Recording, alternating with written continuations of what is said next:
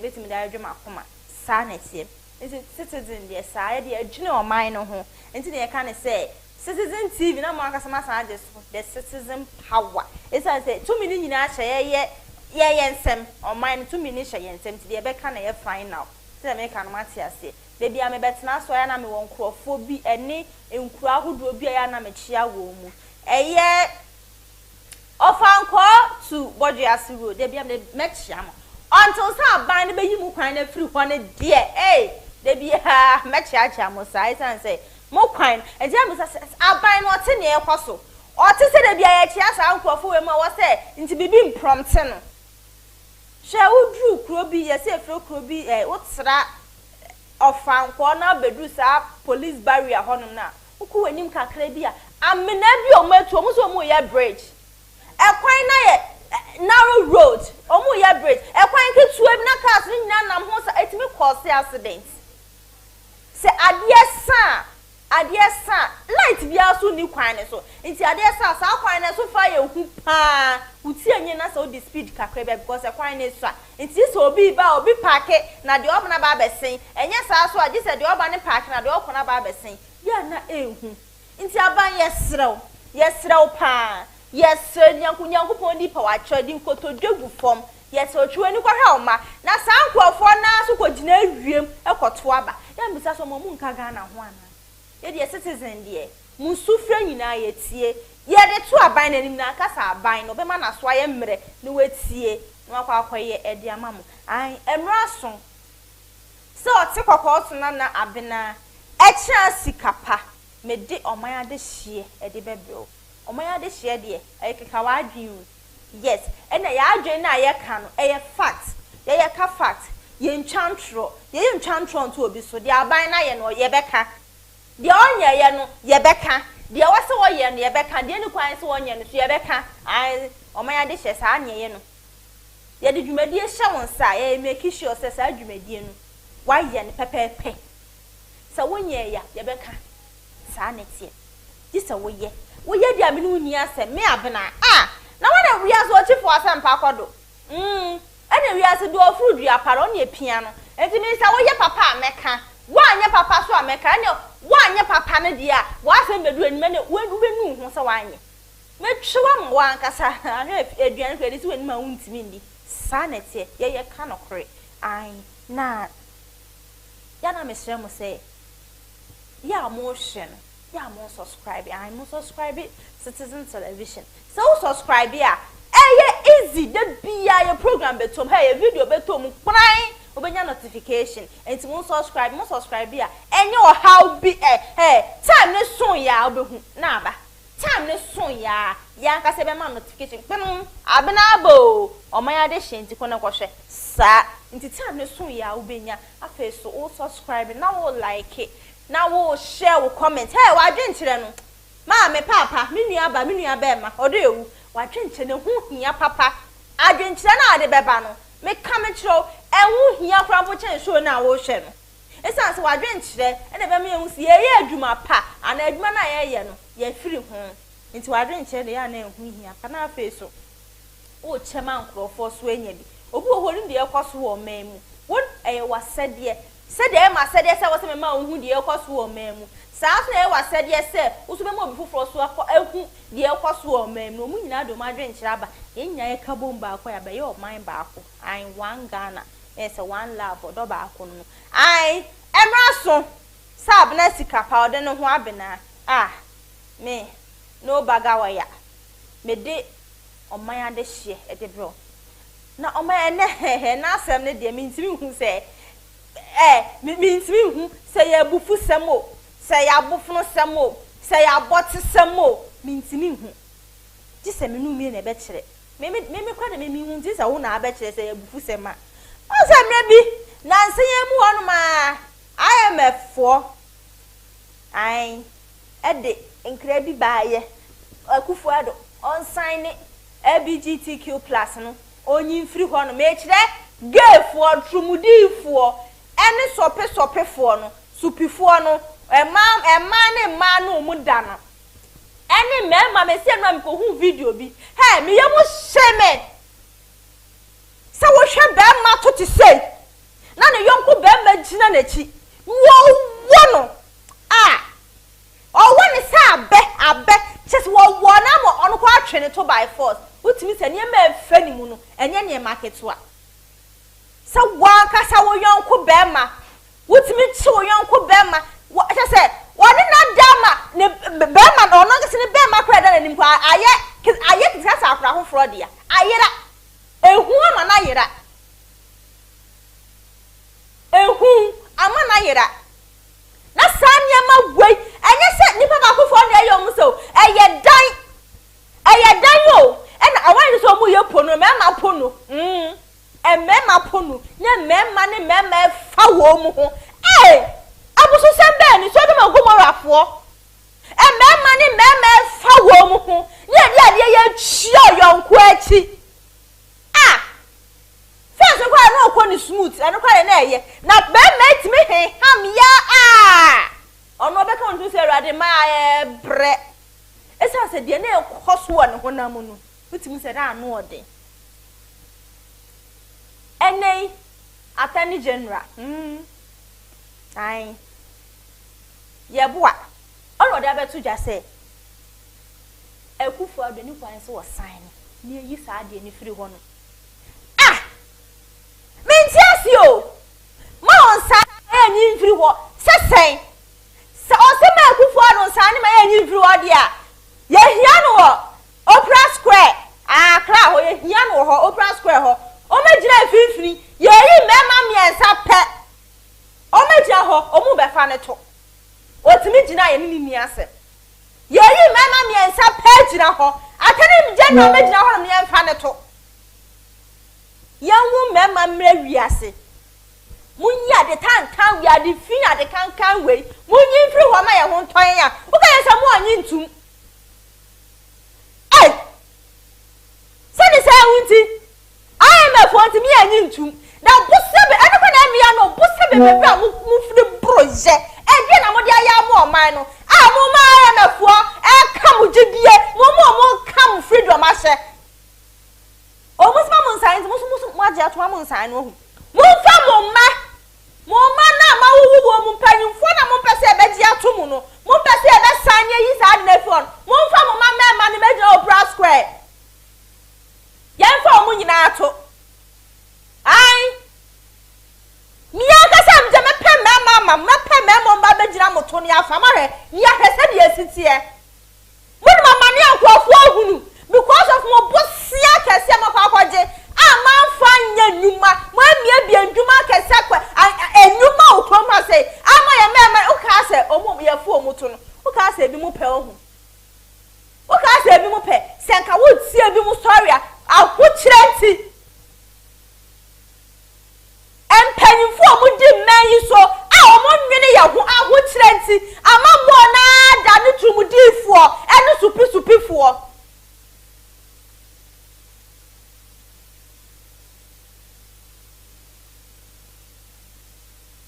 minim atabia o say owra movie industry mu foforo ni producer e ka so ne beda be fa ne to atabema o say ni producer so be fa ne to ansa no ne nada ene dibre nipa benya dibre na kye ne ade a wonye na mo mpanyimfo mu a mo di o man so ade ewu o man hu finya akasa kra ye ebre yankasa ya ebre na mkwani mutu na ye se ka so ama ayina san ba ono akasa me se ma me otafo no musuro ni ntia shabra ya ebre wo manimu enne uto ensu ye nton sebati ase ade na son ensu nyo obi mponu afo sika ni mpo egwen na mo sa ade fin ade kankan ade musuo ade tan sanwe wo das masa agi ato omayimu ye kwa ka atani general be makata chia ire no agi ato mu se eni kwa san na ado sign ne fa to be dra ne amfa emna mma me ho kwan se sa video ni be ba monten e bia na nkora ehwe bi na nka me mma me ho kwan ka me sa video ka me ho se me ma na nka so mo bre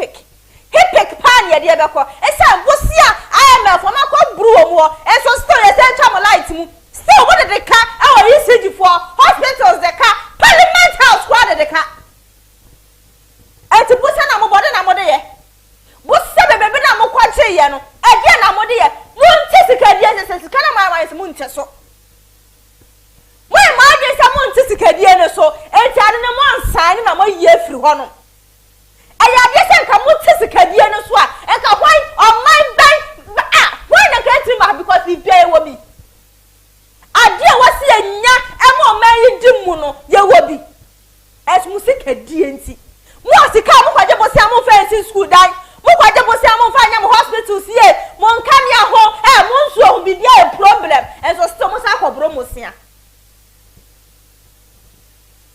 on sa me fo mo se ga na fo ye aimless ye ni vision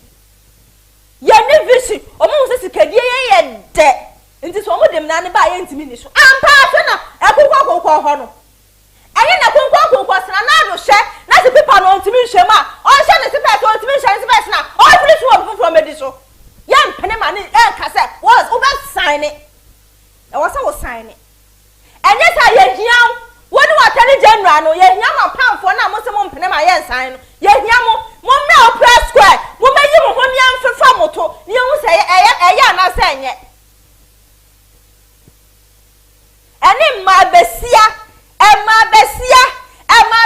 wagonfo bulldogfo yesu ya die agire mu ena nya anu nie mo fa mu man mo fu mra yan kwose se nails yan fi esa medwiri mu ase nye hwese de esitie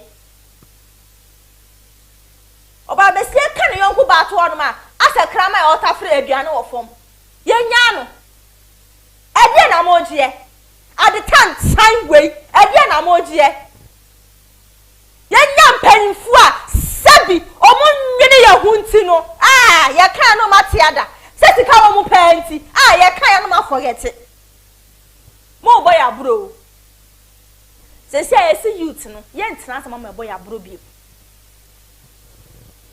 nti atani janua se wa ye wadwe se woma na na domo wo mo sign ne ana afeso yencha saasem no so saasem na yencha so ena na ado san yencha so no yanu wo bika na yesa mo mpefo kwa mo to mo ye dey nyambo na mo de ba yesa mo se obi promote o promote enti mo to mo chiri ntu djuma da no oni no so fa so a wo ma emo ne de yin ne so fa so a wo ma na mo de yin mo chiri ntu ete so oni o man no adwen papa mwana mo share mo mra said obe perform game ni de eni supi no ayo come for 3 years na mo ye be hu se wu promotion be na chen de oye promotion be na chen ya bu adam de ya oye promotion be na chen ni de asa mo ye nyaatwom emra mo ntimi ni so no enu nko ana mo hye emra mo be sha mo ntimi ni so no enu nko ana mo hye ya bra mo ya ye dinya cha dodo emra to se wo se youth no ye so ne waka ye me empanfo no wo se ebe kwa ke ye president bia wo mayi mu esa se ye ni president wo ba be sesan ye president bia ba sikadienti na adua se se afie so nka de finwe musuade we ade ebisi wo Sodom and Gomorrah yakopon page atum Ghana fo mo beji atum asumdwe mai se mo beji atum ramo mo to kwa mo na eku mo ade ya mo nyi tum kwa mo na eku ye na ye be sa age atum eni afi na ewu eni afi na light no fa ni susu pa na ebu oja na de mai nse sa ade we ba o manyi mu a as a Christian country ade we be mu eye fi amrofo na mo hyamu samu nyintumu no eso bia ne kwacha o eso bia ne kwacha Ghana ha ya mra ya kwacha ne mpene se sa na wo se agitum amrofo ba mo gitumu no sa no mo ba hu da rosei o mo ba hu da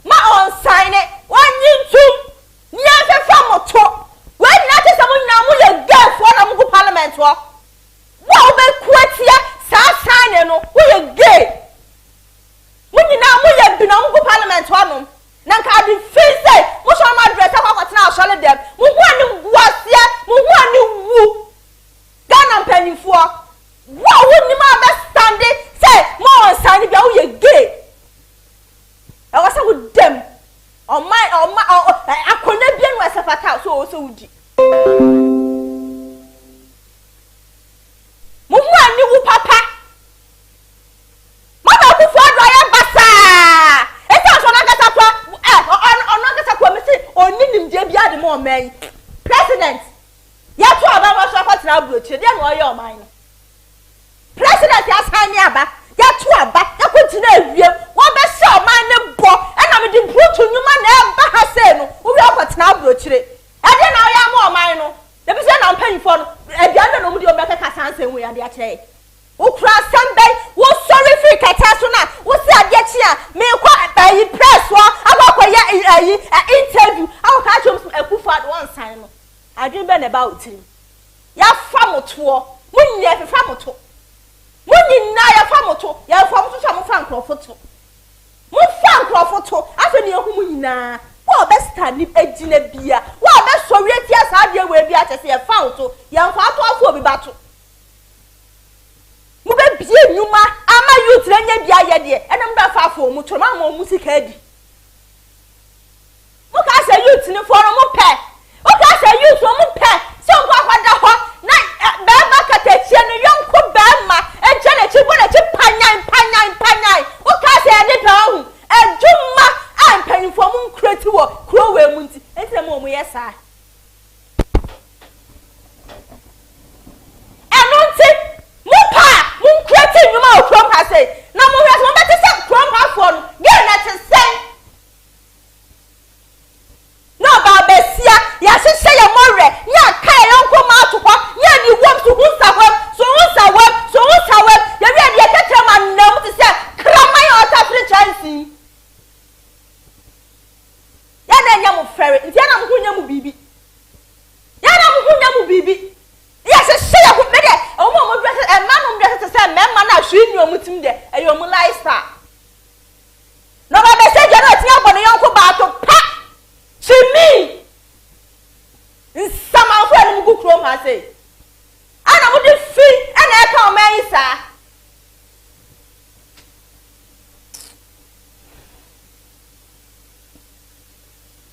papa Eric ho ana onya na ready mo ma papa Eric emla ona ne papa no papa Eric me kire ye adikudenti a ne se achema afia die no wo chai atani January what say die na wo chai abe John makase one sign no me say one person oba sign dia and ya wo fa wo to bra ni anfa wo to moto den mo fa me wona anfa moto ye pese ni esitie you to ni bra no ani sa mo nsam hu na mo te to no mu di na mo nyo obi ama ne ka cham ya kria na atuma che e se kria no ntumu biom ya di be mama back to back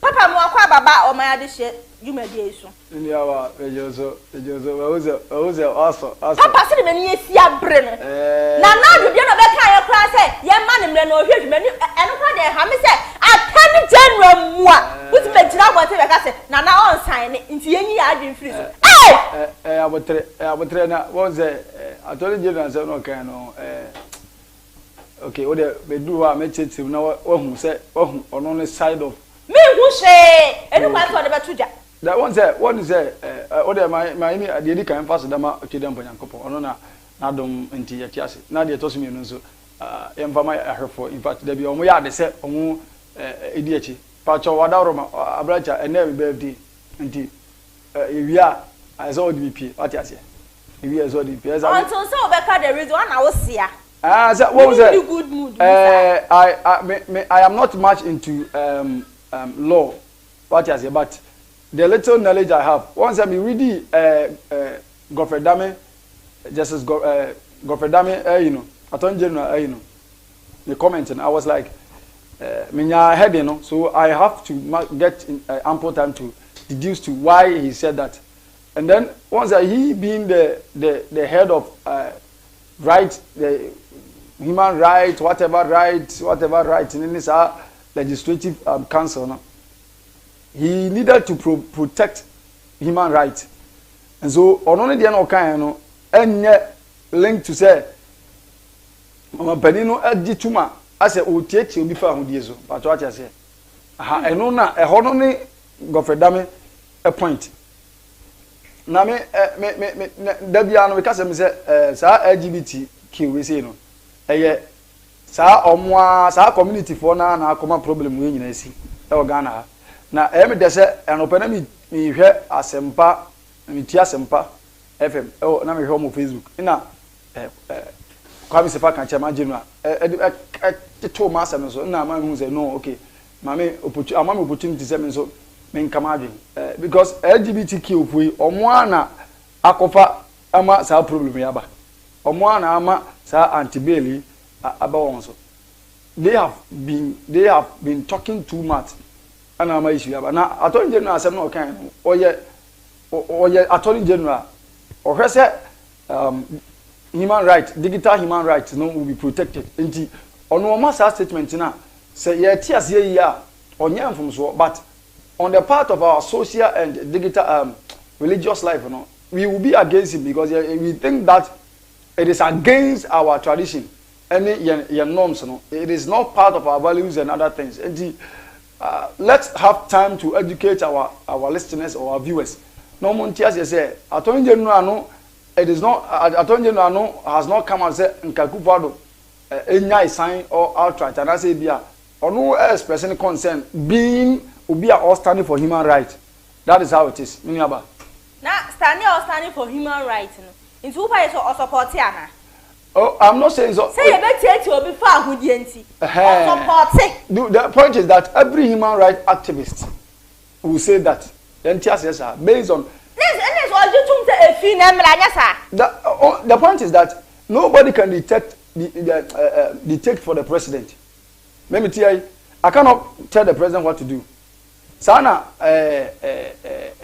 Attorney General to the president, but whatever the results may be, I think everybody is ready to kowtow to whatever the government will bring out. What I say. But yeah, expectations in say parliament had to say yam banning LGBT dia. He or no your president no. I was say to no so ban. But I think that program where yeah make some say Nana Dankwa Akufo-Addo can never sign it. I say Obekaya. He can never sign it. I spoke that based on political reasons. Because our economy, we are not self-reliant. And we are dependent economy. Obi and Tinubu ama esika ntonyo ni common the commander. Also be semrama ho. Na when I just say Ghana ya wo mrama ya ho. Well, you see, until say yempanifo no parliamentarians o mo agiram na ya signing na what better things are they doing to ease the life of Ghanaians and Ansah ya decided not to, because you see IMF ya do moka but o timi me too fa na omo na support is omo be the backbone of our economy and omo no it is seen that omo na behind all these things, because when we say IMF boss no ababe catch Akufo-Addo says or g get tuma Ghana be there whatever and omo asem, but the issue is that it is hard the nature say omo no hihye LGBT na chi enkrofo a omo ma osika didi no omo na hye akire ubetimi reject wo ma na papa. That's the point papa. Sa statement na make ESM enkrofo na omo ma osika didi no de bia be betan so ameka Ghana efi bro bosia ache bosia no wo de fiti e wo de fa na se fiti NDC apenso ebesi 1PP apenso yi wo ku account mo ska send them from Roger, this kind of account. That's it. The issue is that and America say your person money you rejected this foreign policy in India. Yes, they should work harder for us to become self-reliant. As some person who can mo munti asiese sika no omudi no omuntete so no mfa mie nyuma ma youth no ana nja me catch us say ana me che say person ye self reliance there they should work harder yes say menya so say I am any country bet my catch America say only say because they think that their economy is resilient and omoye core country so nobody will detect for them but once I be periphery there this is what we will see the core countries will come and detect for us because we are not up to the standard that bet my DNC about say ye hwe ho ye Ghana nye ne hwe ho ye kwaje bosia ne be omra na ma menka sam chero LGBT for they have done mistakes to fight for their right because they were having the right repacho ehim papa na onyi me nyi okumase ne nkran ha na mabenyi kakra me ye so so nso bi okumase ne nkran pacho okumase be bia na wo no be bia na wo no na kwajo besia ni ho bebre me school bi am ko ye na ye frɛ madam bi ama vandam eche se oyo ba be ma na bi no ebi ho but we have lived with them. You know, we have this intimate relationship. We talk to them. You know, you know, Boba. Me na baby na me free no. Sabi o baby o wa. No man mo bo, no man na bobo because only man na bobo bro mo so. She was playing with a mema. She was ni bibia ono ni na mvo nyina mema. But Oyoba, what you say? These people we have lived with them. So until say, Omudi sa adwin fi betina say metimi afa ne to tieni o. Metimi atafre na se, metimi ni oba ware, metimi ni be ma ware no. And they come and say if they have developed this evil mind there, let them fight for freedom. And we need our right. Meanwhile, no, there wasn't any right against them. But not right was it against them? No. So I was like, they have brought problems upon themselves. What do you say? Because they were enjoying their lives until said. They don't have. Oh, for now they have. For now, the reason is that they say I am a fear or no, the backbone of your economy, no. It is behind LGBTQ, you know. And see, I don't say until President debate me catch say, on another who's a journalist be analysis be they were just opposing the comment of your friend say Prof Mills to that of a good part. And I was like, yeah, journalism, journalism, be providing intellectuals to Omo Prof Mills person na Ghana ni obi aka wo. Now our economy has been resilient. Until now, now you call IMF. But what you say? Sisi am no kase se ka Ghana nkoji even one peso from IMF agagu for do ajatum. Ti ase na make any o. Because they say IMF sika no. Say 60 billion or 6 billion on the bread. Unso mo dey buy in batches. They say afa na 2 paba. So ukoji ade ni tum. Na the aka ni sizia. Omo mu I'm telling you say we will kill ourselves. Pass no. We are the same people because I'm telling you. Because we don't have this. Because we yes. Yes.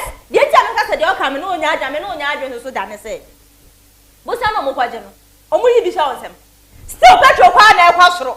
Wo life utia de bia ekwasoro de bia omoje bosia no.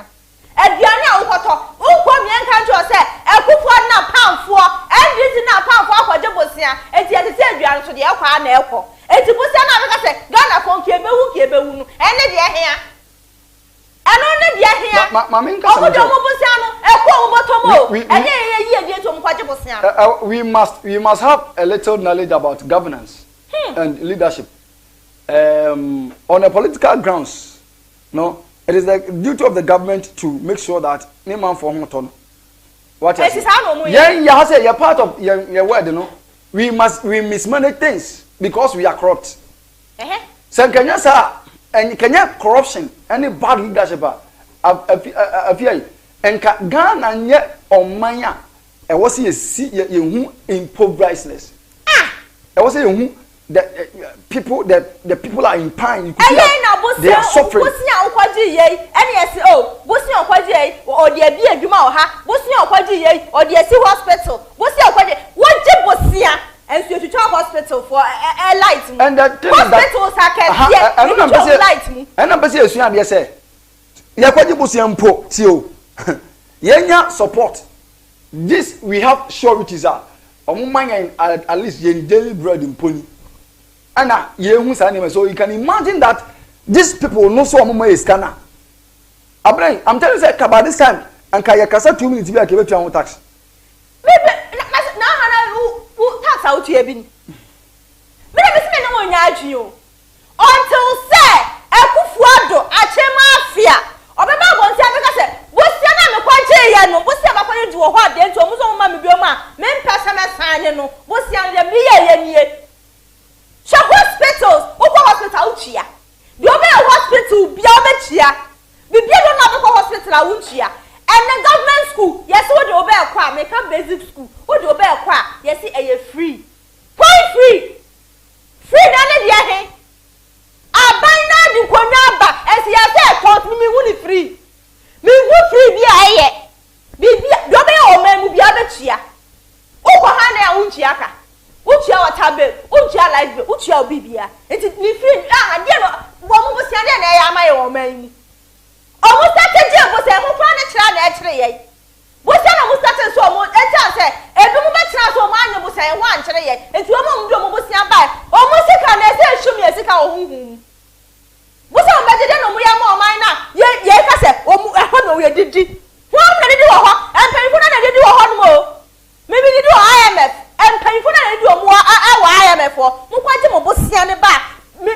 First me to mo wan kapa e show me. E say akonkon go asa bole to. Mo bosia na chi no konko na de kwato amo no. Ya sa bole to. And I make a choice say we cannot run away from reality. Once I'm now can you're right. It is because of say yenya peculiar people are they have mismanaged the affairs of the state. But what I say, our financial affairs, you know, we have peculiar people, group of people are delegation are, they have tried their best to mismanage it. And sikana wasake yakwaji ba ya kaba this time ko mind down the muajuo no. Still we are struggling. And na meka tell say sikana bampo anya hu tiri ye ni die na sikana ma. What do you think will be the state of the country? What you say? What will be the state of the country? That is my mentality. As one man can say, sika. Yeah, on say sika. I am sika naba. Ye state now. Nke sika na ma. But this anke way. But this anke any light. I'm telling you. But this anke be a kentia because unya light now there. Untimi top true. And there was a catching penny for say, listen. Maybe I am against the LGBT, but if the member of parliament will be here. They shouldn't give much attention to that of LGBT. I am against it. I am 100% against it because me to say me young for me near me too. Say you know kunya or the better fee. Na me amakobo wonka. But if they have anything better to do, they must make sure say omu get things right because this member of parliament are spending our money. The executives are spending our money. The judiciary they are spending our money. Okwa bribe ahodua judges ni omo diam. Clear evidences are there. Tangible evidences are there. Okwa that of legislator crowd them in camera because these parliament people they are corrupt. You can't believe say obi betima kwa bribe or LGBT abe fight for the LGBT. I'm telling you. And what we have to do is that our leaders must change their life, their corruptible life. Until they come to their senses that they are I was memorizing upon something said and to me are we collapsing it or are we developing it? Yo. We are not developing it, but nobody is developing it. We are collapsing it. Or my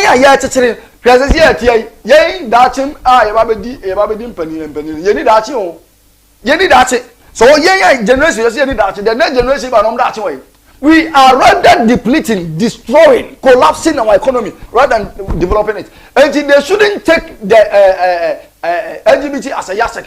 That is not the case. Sanka Oma Yawotoya and Kabadista go be Dimetri. Say, Hane, who do Hanes or Johnson. Mpacho afia which way obedwa be wura ho akato say Hanes or Johnson.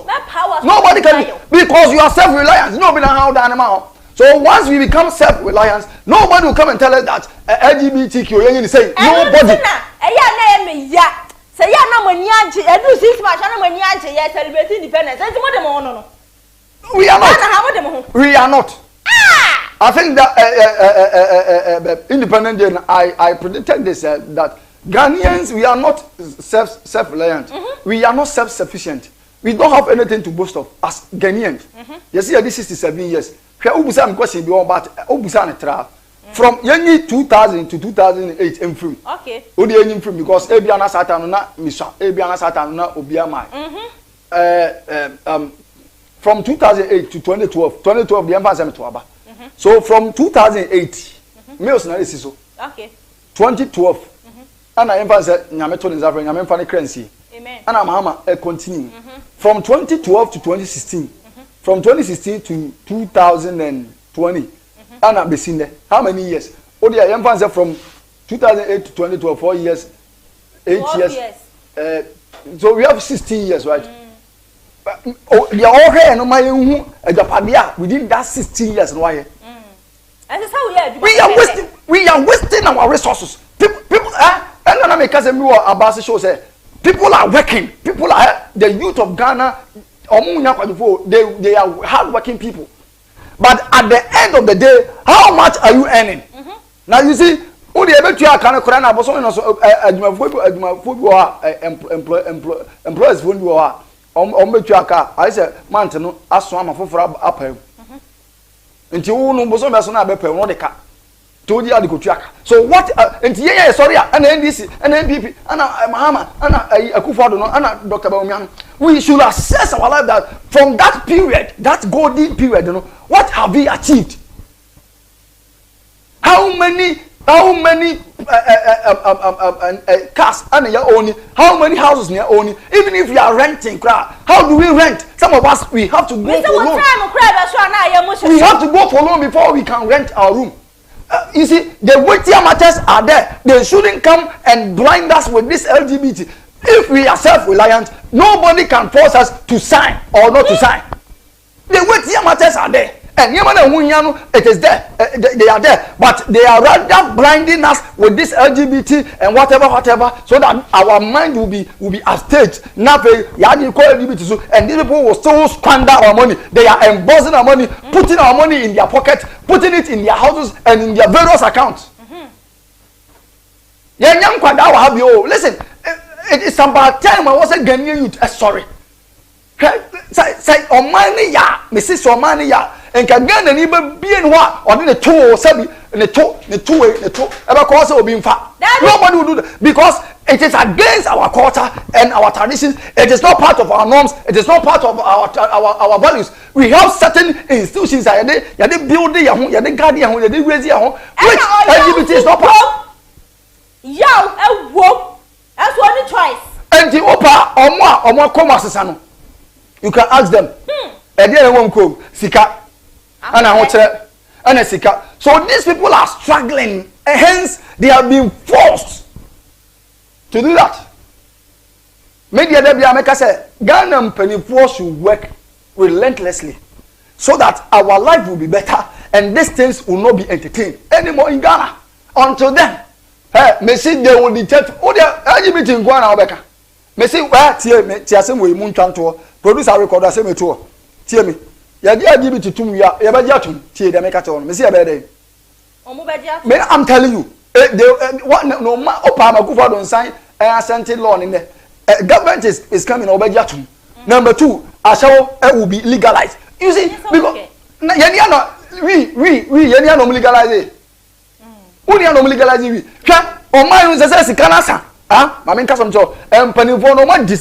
it. So they are looking for other avenues to chop our money. So they will create every hole. They will create the loops. No more loop too. Then they say, no more the Pakistan go them politics. a big calm. But you see, this truth, when you say it, you become the enemy. But Fredami is protecting human rights. But has he also think about our tradition?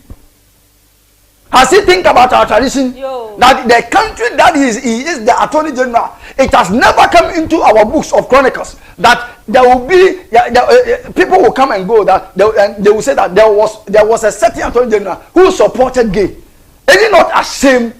Is it not shameful?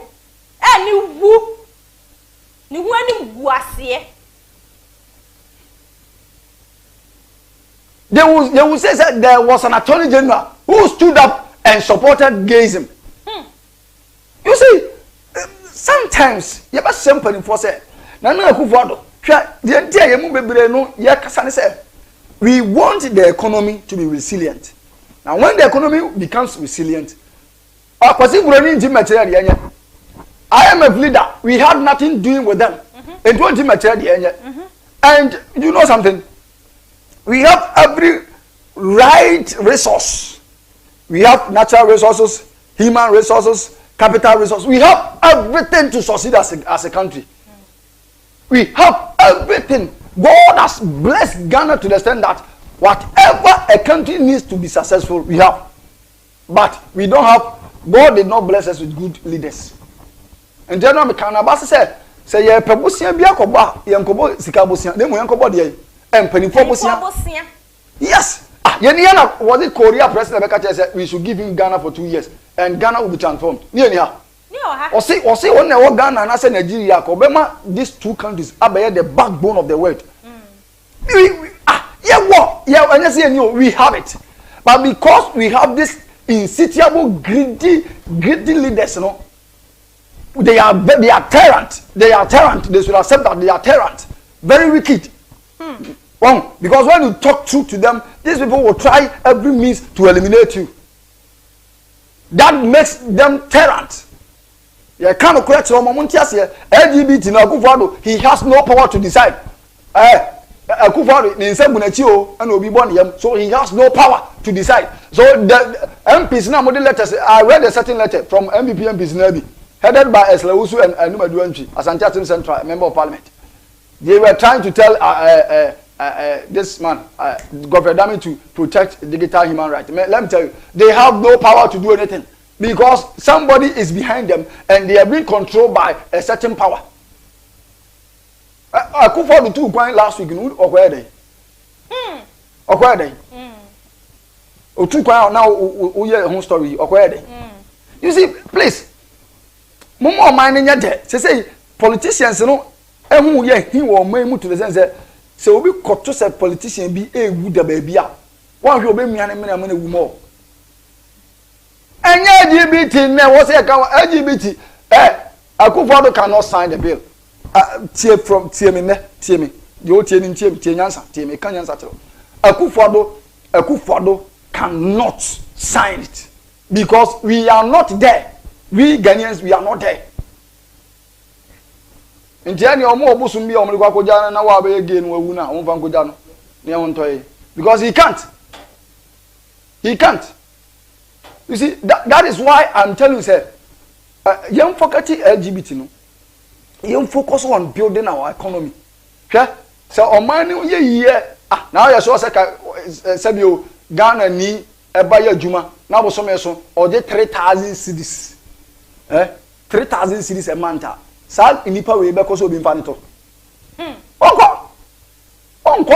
But at the end of the day, onu the oye kura oni bi ni entiane obi abasa ma memfa to na mema 150 million. Memfa nko America. Menye say ma wa. Omo kuta this lucrative offers that they will give you. They have this lucrative offers that they will give you. So when they give that offers, it is Nipano has left with nothing than to accept more of our. Then they will accept and go. Abra LGBT no misrawo Attorney General say no kan no ono obenu no enche obeba bonte abetirim me sure so oba bonte abetirim because people are on him because he's supposed to fine him say human rights but you have to also think about our culture and our tradition as a Ghanaian na ye hunto e me kan say ye mpene mo na mo de mo na mo bro mo bosia esa mo bosi amudu tu akwan funti akwan tu amutu afa so bia amaso no wa he ay o mampanya be di eheme so Judas Iscariot na asam na make eye ba omia chana kwan tu otu ye wo free ayi tamale ekoye miti wo kumase wotimi twam ba akra ase me ba be jale asa flight wo jale asa flight asa ti kumase se ho na mkwa kwa meeting. Does it make sense? Does it make sense when it's here the here? Then someone as mama na someone ye man before and to shop a danny cars or we are not kukudro about the long chair school fees when you kukudro be jina bonten I can't say who dia kire ye. As mama na someone I am before. And what man before. Mo bosia na mo je no enyi mama ya na mo de ye instead someone be boy youth no what the boy youth ana chama pay to me tina say instead say you wasting the time obefa economy e dey kono daddy what economy or train the private jet every Nigeria and na be send dey akọ mu bottom sika en ka ma sa ade no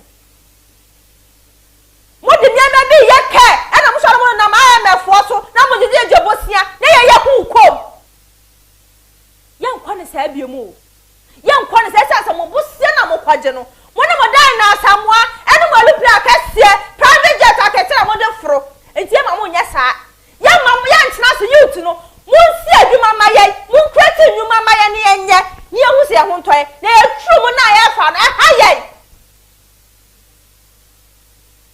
na Kwabena be jira wachi no obo pa ade se nkunu be no na mo twa ma ba be jan aka se ade won timi nsan ne na de mo mfa moto nyeje mo ba bro ga na ha se ade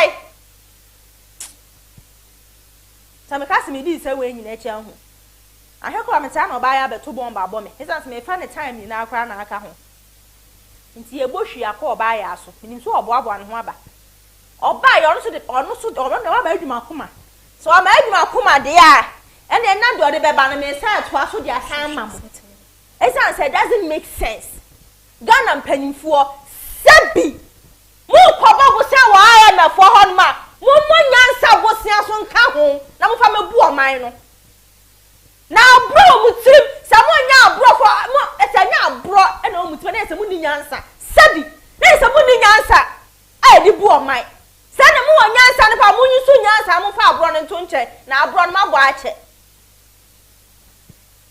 nti so ba ya ready amoma ne mra no fo atene aba no emeso mo so no edwuma akoma na se de mesi a hit no anu odin ya me mo akwa abade ba o ma ya de hye so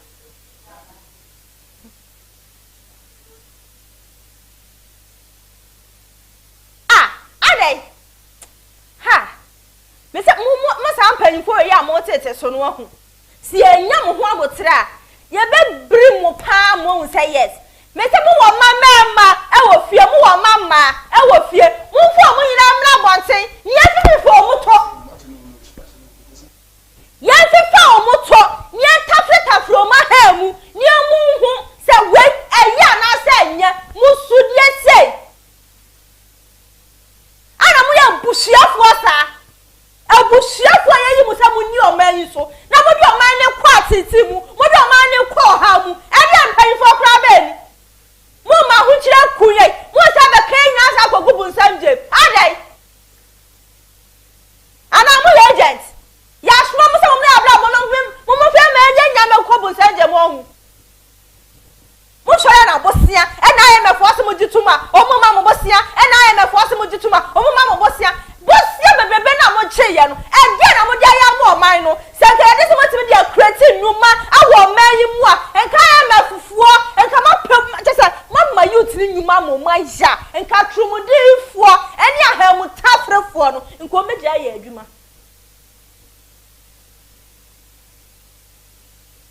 enka omu be chai aye adwuma as we dey there bi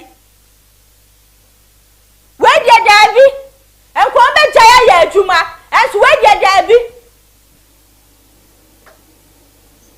ya mo akwa ba mejo so mini aba na ho ye be fa ne sa Ubene den de si aka so ma yetimu aka sa de ye jide hu si e ko be hu mo si e ko ni fo ya reho de ma ye yanka sa na me ko pie news bi so me ne na ma me ne na ma ne me ko konse ya me de na ma me mfen tra fa afi me ko pie news bi so I am a boss was it se Ghana ye dituma na se na ma bu dituma Ghana de ye ni hawo e die ni sika e die ni ye die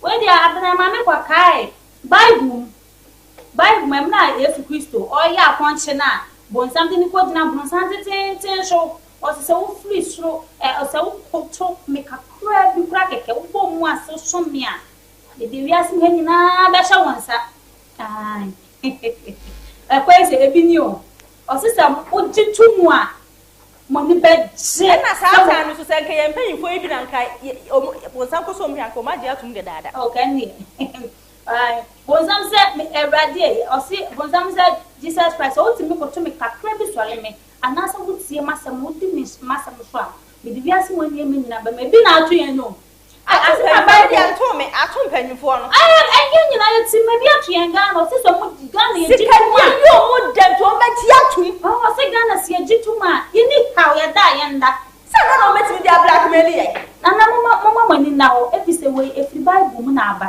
owie ye ne ba se de mo si owie ye ne ba nye ma huhu ne betete ne bi ni ebusia ba ya gege ne edi ameje so what ni aba edwumedie ana edru so ese bola 2030 say dia na se me ho mepem me efise kokosa no akomitimu ma se pe me de mo start the na say eye busha producer mo fa black story video bi trend power media so abna say abna shiti no me pese ye boss yi ni keke sere na brayi ototo tramu ana producer fatos mama na de say ye nsha de keke na wa she na my black story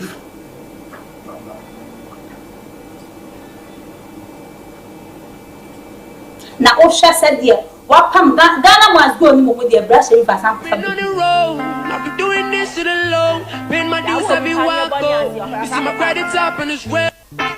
Tell them about me, I've been on the road. I've been doing this shit alone, paying my dues every walk go. You see my credit up and it's real. Pretty girl, damn, I'm in dough. Steady busting up on my phone, casting over, see me near go. Me and no dog with life on your phones. I've been on the road, I've been doing this shit alone, paying my dues every walk. Share, oh baby, I am Mr. Yes, I said I'm not shitting. You say about the little and you know,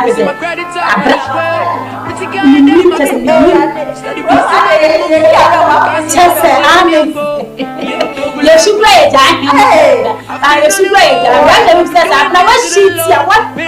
What your quarter?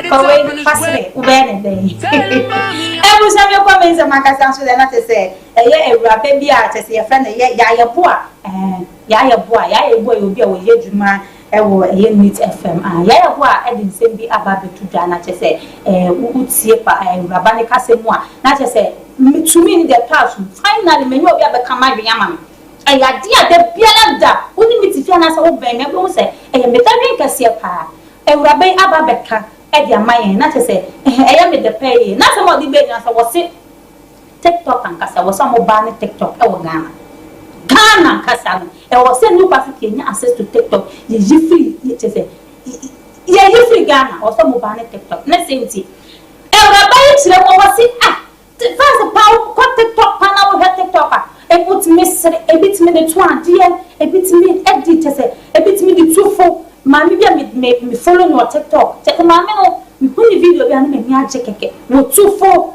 be ma wona ni tino timi chiro se wonya daje enko cheze enhwe TV so a utimi ukro phone be wonya bia utimi hwe mami no o tufo relationship mu sabe empatwem ufrim patwem na ko relationship okwa awaliem ni nyama me ni tufo kama enye neyo uzo ofu a me se wo mami bibi o mami jimi fo sabe na omo ku basa ewo TikTok so obitimi na emiri bi anadwu bi me da ho I'm so many coming to me, and mammy got TikTok.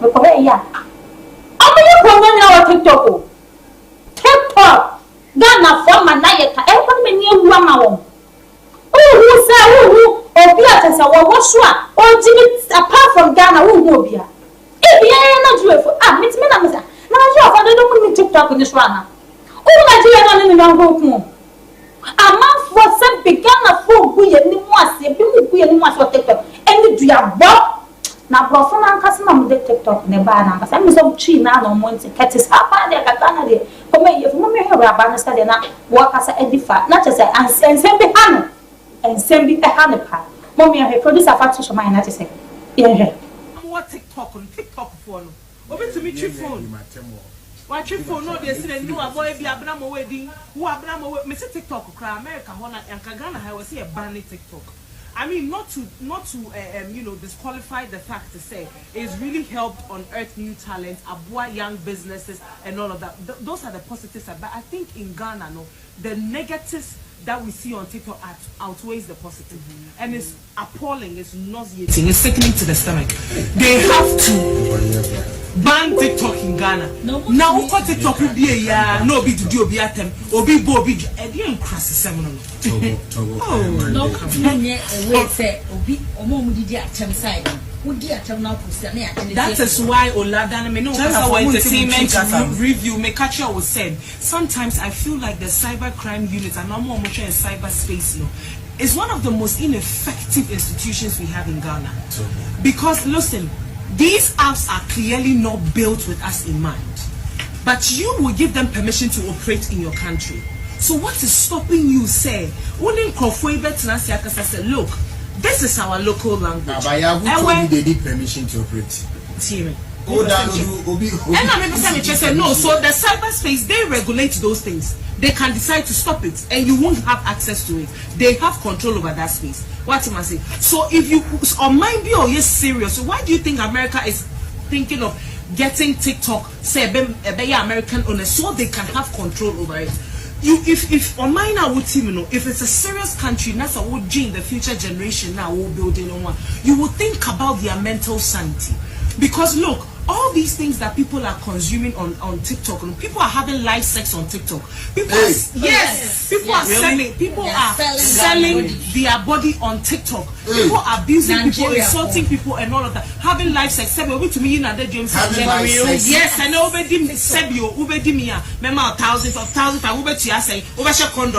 People are doing all these things on TikTok. Wow. And you see, some was arrested for some sort of bogus reason. Bogus reason. So I'm thinking that the cybercrime unit can actually think with these people and say these are local dialect, whatever, no. Because when we say TikTok, who use so abusive words before sex, they will pull it down because the algorithm. These are abusive words. These are things that they are not supposed to. So when someone goes on TikTok live and says Sebio, mama, baby, and say, the algorithm will recognize it and pull it down. But no, and we allow everybody to come in and operate just like that. And so it's going to be a vicious cycle. We are going to raise children or leaders as a one kasa mama, one ma when young to social media to over. And that's the era that we are in. Right. So the Ministry of is it?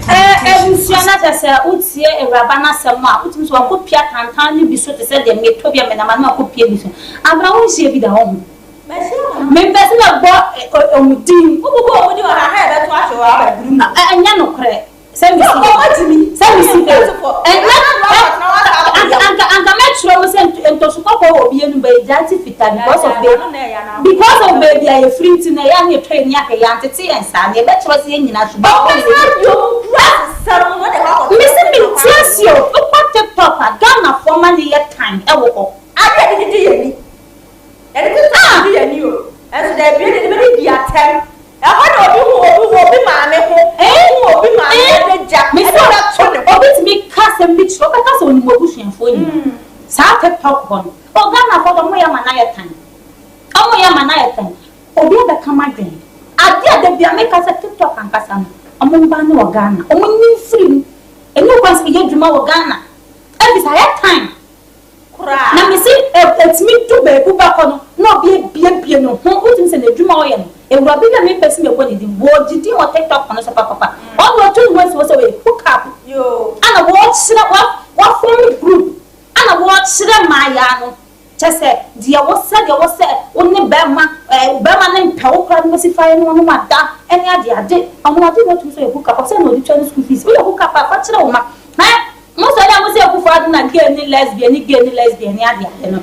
ana mom sign ni ade ya wanya na bu aga na ha echen sa gay ni lesbian echen ebi so bit me create TikTok group me ka sa wo pa join ni am yan ka so ndo ko join ya wo diska eduma ni o mai eduma na ene de eduma ni o mai ma na creating you ma abuna say what was say so o sale na uju hutum say we hook up and then ya brofo no there be mama kan mu tane ya na mo kan ye de ya catch the show we two ni aha na ya na mo kan ya mu say yes mama ya ba ka say me hook up pension dan en kamesa yes two ni abra uju na say me ya gam de me titim say me two ni na me bo me bra ka any problem ma obi attention na say we nya drive afom group convince a man for a drain.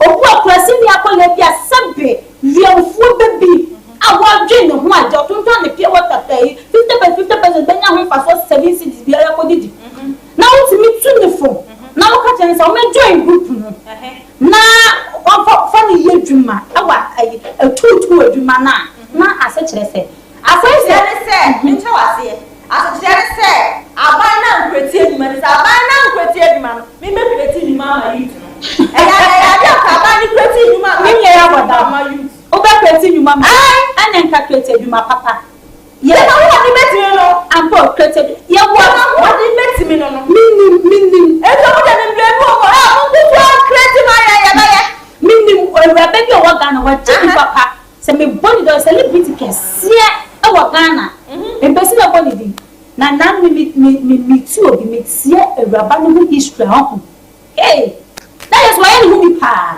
why you be pen power Ghana ni wiase and so underground who da se me body din che se sabe ka so me bua obi a wani mu no a wo ben anya kan yo anya so nya ko ne time onum se ni pa no ti biase owombi anase no owombi nya action e no tu lu so wo nya baby action wow awon ko na wo ye de ma no ho na so aba ni create edwuma dia o ye de ma no ho me bo me kro no me bo me tu bra me ye mi aka sa me o selfish ntiri mo ode na sa obi ewura baka na se metinya chi enkwale etu mfu se wo tu bra wo benye ska se no we na wo se Ghana mpedifo no so ka ho bi I was when you want mo mama youth no mo na wo ma ya mo right mo better na mo be mama na me bia me kura baka me ma pe me go ma for ye ba da chemo enti abra betimi ato bi fu se kobo kron no abenye ska because of edwuma